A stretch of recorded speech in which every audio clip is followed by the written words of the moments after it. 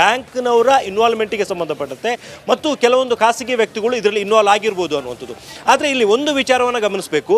SIT ಅಧಿಕಾರಿಗಳು ರಾಜ್ಯ ಸರ್ಕಾರದ ಅಂಡರಲ್ಲೇ SIT ಕೆಲಸವನ್ನು ಮಾಡ್ತಾ ಇದ್ರು ಕೂಡ ಸದ್ಯದ ಮಟ್ಟಿಗೆ ತುಂಬಾ ಇಂಡಿಪೆಂಡೆಂಟ್ ಆಗಿ ಮತ್ತು ತುಂಬಾ ಪ್ರಾಂಪ್ಟ್ ಆಗಿ ವರ್ಕ್ ಮಾಡ್ತಿರುವಂಥದ್ದು ಮೇಲ್ನೋಟಕ್ಕೆ ಗೊತ್ತಾಗಿರುವಂಥದ್ದು. ಪ್ರಕರಣಕ್ಕೆ ಸಂಬಂಧಪಟ್ಟಂತೆ ಅರೆಸ್ಟ್ ಸುನಿಲ್ ಮತ್ತೆ ನಿಮ್ಮನ್ನ ಸಂಪರ್ಕ ಮಾಡ್ತೀನಿ. ರಿಪಬ್ಲಿಕ್ ಕನ್ನಡದ ಸುದ್ದಿ ಪಕ್ಕಾ ಆಗಿದೆ. ಕೆಲವೇ ಕ್ಷಣಗಳಲ್ಲಿ ನಾಗೇಂದ್ರ ಸುದ್ದಿಗೋಷ್ಠಿಯನ್ನು ನಡೆಸಲಿದ್ದಾರೆ. ಪತ್ರಿಕಾಗೋಷ್ಠಿ ಮಾಡಿ ಸಂಜೆ ರಾಜೀನಾಮೆ ಅಂತ ಹೇಳಲಾಗ್ತಾ ಇದೆ. ಸಂಜೆ CMಗೆ ರಾಜೀನಾಮೆಯನ್ನು ಸಲ್ಲಿಸಲಿರುವಂಥ ನಾಗೇಂದ್ರ DCM DK ಶಿವಕುಮಾರ್ ಅವರಿಗೆ ಕರೆ ಮಾಡಿ ಹೇಳಿದಂಥ ನಾಗೇಂದ್ರ ರಾಜೀನಾಮೆ ಬಗ್ಗೆ DK ಶಿವಕುಮಾರ್ ಅವರಿಗೆ ಸ್ಪಷ್ಟನೆಯನ್ನ ಕೊಟ್ಟಿದ್ದಾರೆ. ಕೆಲವೇ ಕ್ಷಣಗಳಲ್ಲಿ ನಾಗೇಂದ್ರ ಸುದ್ದಿಗೋಷ್ಠಿಯನ್ನು ನಡೆಸಲಿದ್ದಾರೆ. DCM DK ಶಿವಕುಮಾರ್ ಅವರಿಗೆ ಕರೆ ಮಾಡಿ ಸ್ಪಷ್ಟನೆಯನ್ನು ಕೂಡ ಕೊಟ್ಟಿದ್ದಾರೆ. ಸಂಜೆ CMಗೆ ರಾಜೀನಾಮೆಯನ್ನು ಸಲ್ಲಿಸಲಿದ್ದಾರಂತೆ. ಓಕೆ ಆಗುತ್ತೆ, ಗುಡ್ ಮಾಡಿ ಓಕೆ. ಎಲ್ಲಿಗೆ? ಅಲ್ಲಿಗೆ CM ಮನೆಗೆ ಬರ್ತೀನಿ ಬಿಡಿ. ಓಕೆ ಹೇಳಿ ನಾಗೇಂದ್ರ. ಓಕೆ ಆಗುತ್ತೆ, ಗುಡ್ ಮಾಡಿ ಓಕೆ. ಎಲ್ಲಿಗೆ? ಅಲ್ಲಿಗೆ CM ಮನೆಗೆ ಬರ್ತೀನಿ ಬಿಡಿ. ಓಕೆ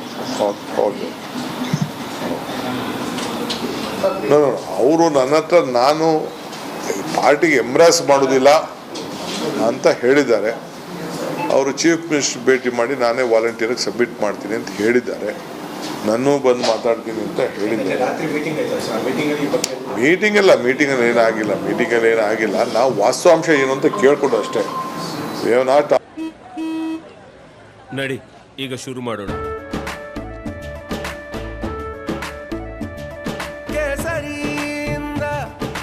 ಮನೋಲ್ಲಾಸ ಮನಸ್ಸು ಮತ್ತೇರಿ ಕುಣಿದಾಡಿದೆ ನೋಡು, ಮನಸ್ಸು ಮತ್ತೇರಿ ಕುಣಿದಾಡಿದೆ ನೋಡು. ಕ್ಷಣ ಕ್ಷಣವೂ ಆಚರಿಸಿ ಕೇಸರಿ ಹಬ್ಬ. ವಿಮಲ್ ಬಾಯಲ್ಲಿ ಹೇಳಿ ಕೇಸರಿ. Last time to resign. ನಾವು ಮುಖ್ಯಮಂತ್ರಿನೂ ಆದೇಶ ಕೊಟ್ಟಿಲ್ಲ, ಮಾಧ್ಯಮದಲ್ಲಿ ಬಂದಿದ್ದೆಲ್ಲ ಸುಳ್ಳು. ಅವ್ರು ಆದೇಶ ಕೊಟ್ಟಿಲ್ಲ. ನಾವು ವಾಸ್ತವಾಂಶ ತಿಳ್ಕೊಬೇಕಲ್ಲ. ಬಟ್ ನಾವು ಪಾರ್ಟಿಗೆ ಎಂಬ್ರಾಸಿಂಗ್ ಆಗೋದು ಬೇಡ ಅನ್ನೋದು ಅವ್ರದ್ದು ಆಸೆ ಇದೆ. ಅದನ್ನು ಹೇಳಿದ್ರು. ಸೊ ನಾನಿಂಥ ತೀರ್ಮಾನ ಮಾಡ್ತೀನಿ ಅಂತ ಹೇಳಿದ್ರು. ತಿರ್ಗಾ ಬಂದು ನಾನು ಭೇಟಿ ಮಾಡ್ಬೋದು. ಹೇಳಿ ನಾಗೇಂದ್ರ. ಓಕೆ ಆಗುತ್ತೆ, ಗುಡ್ ಮಾಡಿ ಓಕೆ. ಎಲ್ಲಿಗೆ? ಅಲ್ಲಿಗೆ CM ಮನೆಗೆ ಬರ್ತೀನಿ ಬಿಡಿ.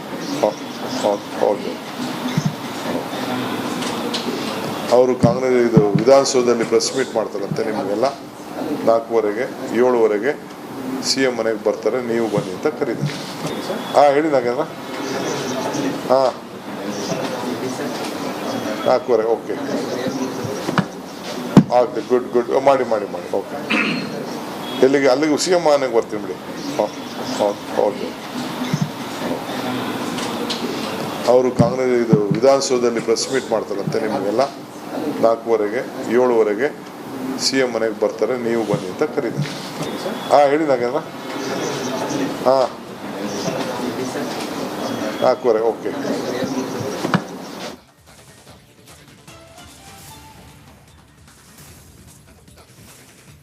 All right. ಇಡೀ ಪ್ರಕರಣಕ್ಕೆ ಸಂಬಂಧಪಟ್ಟಂತೆ ಹಲವು ಆಯಾಮಗಳಿದೆ. ಈಗ ನಾಗೇಂದ್ರ ಅವರು ರಾಜೀನಾಮೆ ನೀಡಿರೋದ್ರಿಂದ ಮುಂದೇನು ಅನ್ನುವಂಥದ್ದು ಪ್ರತಿನಿಧಿ ಸತೀಶ್ ಕನೆಕ್ಟ್ ಆಗಿದ್ದಾರೆ. ಸತೀಶ್, ರಾಜೀನಾಮೆ ನೀಡಿದ ಕ್ಷಣಕ್ಕೆ ಖಂಡಿತವಾಗ್ಲೂ ಪ್ರಕರಣ ಅಂತೂ ಮುಗಿಯೋದಿಲ್ಲ. ಯಾಕಂತಂದ್ರೆ ಅಕ್ರಮ ಹಣದ ವರ್ಗಾವಣೆ ಆಗಿರ್ತಕ್ಕಂಥದ್ದಕ್ಕೆ ಯಾರು ಹೊಣೆಗಾರರು ಅನ್ನುವಂಥದ್ದು, ಇದು ನೈತಿಕವಾಗಿ ರಾಜೀನಾಮೆ ಕೊಟ್ಟಿರ್ತಕ್ಕಂಥದ್ದು ಪಕ್ಷಕ್ಕೆ ಸರ್ಕಾರಕ್ಕೆ ಮುಖಭಂಗವನ್ನು ತಪ್ಪಿಸೋದಕ್ಕೆ.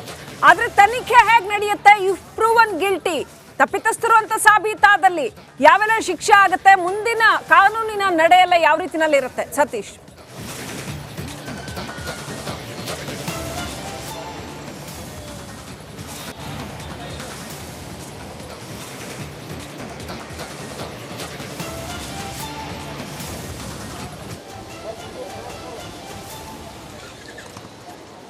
ಸತೀಶ್, ಧ್ವನಿ ಕೇಳ್ತಾ ಇದ್ರೆ ಈಗ ನಾಗೇಂದ್ರ ಅವರು ನೈತಿಕ ಹೊಣೆ ಹೊತ್ತು ರಾಜೀನಾಮೆ ಕೊಟ್ಟಿರ್ತಕ್ಕಂಥದ್ದು ಪಕ್ಷಕ್ಕೆ ಮತ್ತು ಸರ್ಕಾರಕ್ಕೆ ಆಗುವ ಮುಖಭಂಗವನ್ನು ತಪ್ಪಿಸೋದಕ್ಕೆ.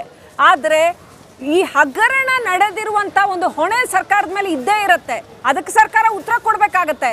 ಈಗ CBI ತನಿಖೆ ಆರಂಭ ಮಾಡಿದ್ರೆ ಸರ್ಕಾರ ಅದಕ್ಕೆ ಉತ್ತರ ಕೊಡ್ಬೇಕಾಗತ್ತೆ ಅಲ್ವಾ? ರಾಜಕೀಯವಾಗಿ ಇದು ಯಾವ ರೀತಿನಲ್ಲಿ ಹೋಗುತ್ತೆ ಮುಂದೆ ಇಡೀ ಪ್ರಕರಣ?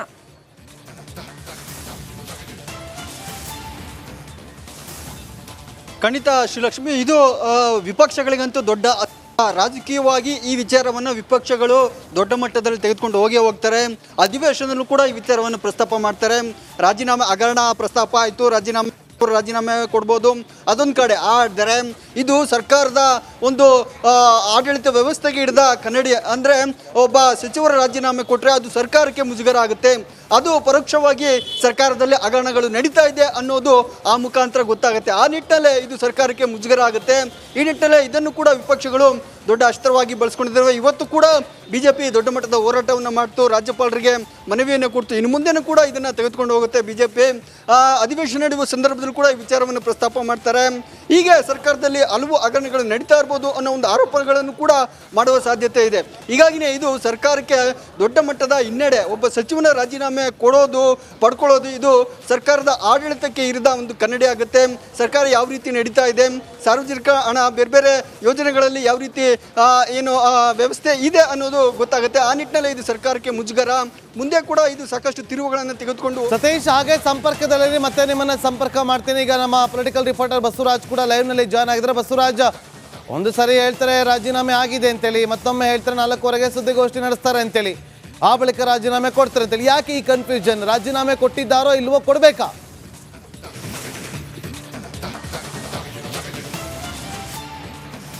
ನಾಗೇಂದ್ರ, ಪ್ರಶ್ನೆ ಮತ್ತೊಮ್ಮೆ ಕೇಳಿ. ಬಸವರಾಜ್, ನನ್ನ ಧ್ವನಿ ಕೇಳಿಸ್ತಾ ಇದ್ರೆ ರಾಜೀನಾಮೆ ಕೊಟ್ಟಿದ್ದಾರಾ ಅಥವಾ ಇನ್ನು ಕೊಡ್ಬೇಕಾ?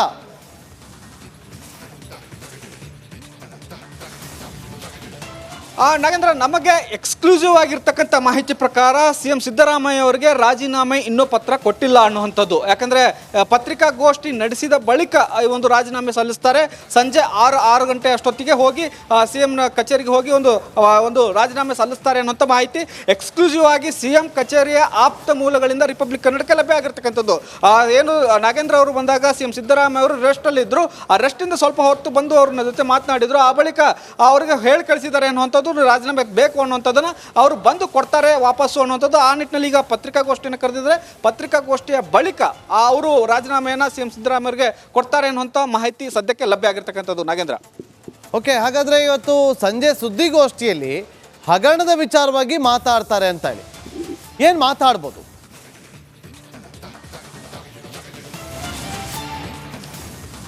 ಖಂಡಿತ ನಾಗೇಂದ್ರ ಬಾಬು, ಈ ಹಗರಣದಲ್ಲಿ ನನ್ನ ಪಾತ್ರ ಏನಿಲ್ಲ. ಇದು ಅಧಿಕಾರಿಗಳ ಮಟ್ಟದಲ್ಲಾಗಿರ್ತಕ್ಕಂಥ ಹಗರಣ. ನಮ್ಮ ಪಕ್ಷಕ್ಕೆ, ಸರ್ಕಾರಕ್ಕೆ ಮುಜುಗರ ಆಗಬಾರ್ದು ಅನ್ನುವಂಥ ನಿಟ್ಟಿನಲ್ಲಿ ನಾನು ರಾಜೀನಾಮೆಯನ್ನು ಕೊಡ್ತಾ ಇದ್ದೇನೆ ಅನ್ನುವಂಥ ಒಂದು ಡಿಫೆನ್ಸನ್ನು ಮಾಡ್ಕೋಬಹುದು. ತಮ್ಮ ಪರವಾಗಿ ತಾವು ವಾದವನ್ನು ಮಾಡ್ಕೋಬಹುದು.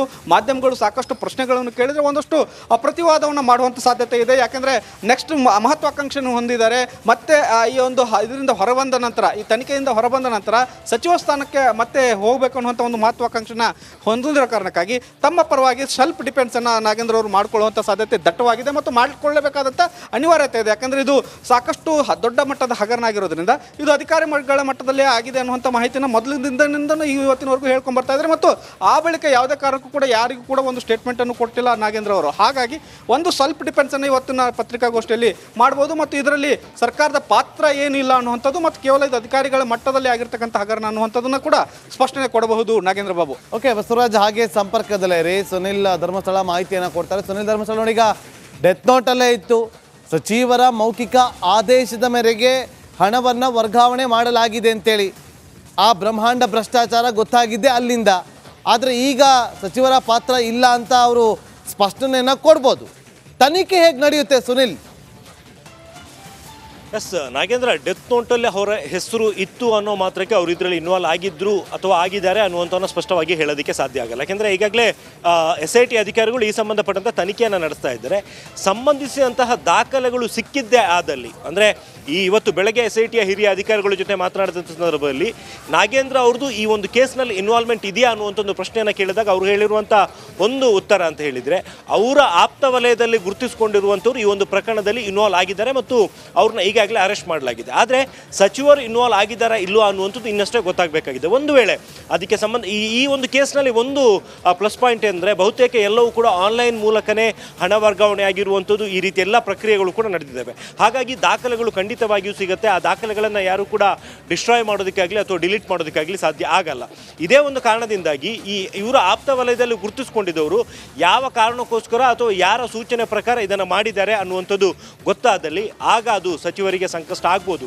ಏಕೆಂದರೆ ನಾಗೇಂದ್ರ ಅವರ ಆಪ್ತ ವಲಯದಲ್ಲಿ ಗುರುತಿಸ್ಕೊಂಡವರೇ ಇದರಲ್ಲಿ ಇನ್ವಾಲ್ವ್ ಆಗಿರೋದ್ರಿಂದಾಗಿ ಬೇರೆಯವರ ಸೂಚನೆ ಪ್ರಕಾರ ಅವರು ಇದನ್ನು ಮಾಡಿರಲಿಕ್ಕೆ ಸಾಧ್ಯ ಇಲ್ಲ.